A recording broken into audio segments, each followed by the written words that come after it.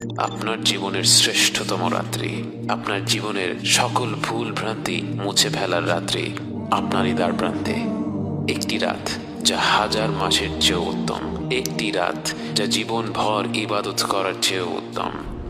লাইলাতুল কদর এমন একটি রাত যা হাজার মাস অর্থাৎ ৮৩ বছরের চাইতেও উত্তম। কত রকম ভুল ভ্রান্তিতে আমরা ডুবে আছি, অথচ আল্লাহ তাআলা আমাদের কারো জন্য লাইলাতুল কদরের মতো মহিমান্বিত রাত্রির দরজা বন্ধ করে দেননি। রাসূল সাল্লাল্লাহু আলাইহি ওয়াসাল্লাম বলেছেন, লাইলাতুল কদরকে রমাদানের শেষ 10 রাত্রিতে খোঁজো। মনে করুন একটি লটারি হচ্ছে, আপনাকে বলা হলো 1 থেকে 10 নম্বর টিকিটের মধ্যে যে কোনো একটি অবশ্যই জিতবে। আপনি কি তখন কোনো টিকিট বাদ রাখবেন? টিকিটের দাম যতই হোক না কেন, লটারি জেতার পুরস্কার তার থেকে লক্ষ গুণে বেশি। তাই এই বিরাট পুরস্কারের কথা চিন্তা করে আপনি 10টি টিকিটই কিন্তু কিনে ফেলবেন।